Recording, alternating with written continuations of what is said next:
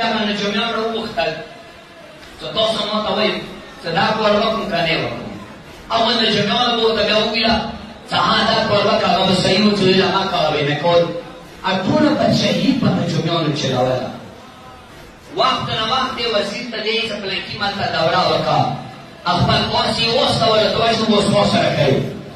کله یې کور پسې واستولو میاشته ټایم و میاشته دغه دورې کوي چونکې پیدل مزلې وسیونه وښونه باندې یا یې څه کله هغه یې واستولو میاشته تېره شول هغه وزیر واپس را نغللو.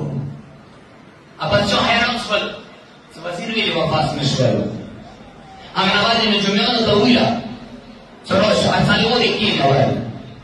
توجه مه دی که نه ارسالګو دې کېنول.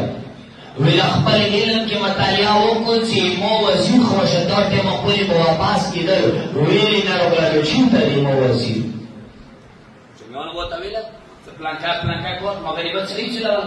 هېڅ ارسالګو نجومیان کېناستل. ارسالګو څه کله کېناستل خپل مطالعه یې شروع کړله. جمله به واورې ډېره قیمتي جمله ده.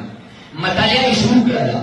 مطالعې نه بعد کې ارسالګو نجومیانو ایو احسن ویلا بادشاہ سلامات ویلا معذرت سره ایتو وزیر مر شوه هغه دې دنیا کې پاتې نه دی.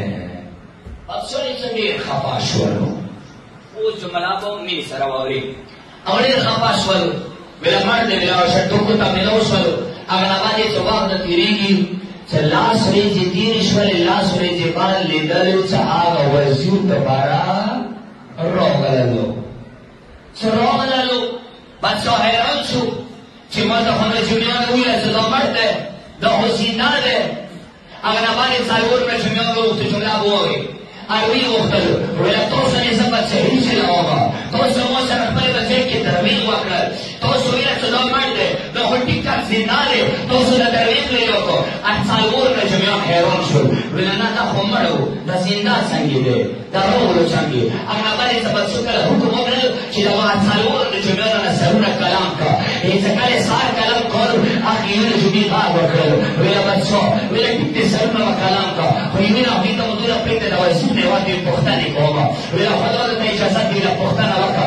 ویله کله یې پوښتنه کوله څه ډول دی.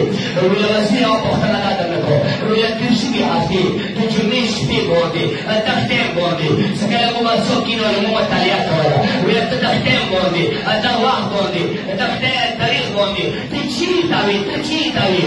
هغه ته ورته یې ویله دغه تاریخ باندې دې وخت باندې ویله ویله زه د بادشاه حسین قبر سره څنګ کې ناست وم. ویله د حسین قبر سره ناست ویله څلور نجومیان پاڅېدل.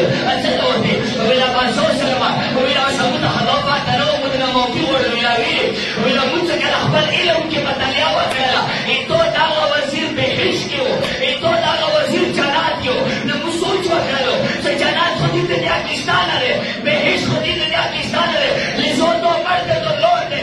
نو موږ ته تو پته نه وه چې جنت بهش یو دغې دنیا کې دی چې اخیر हमारे घर को बड़ा सलावत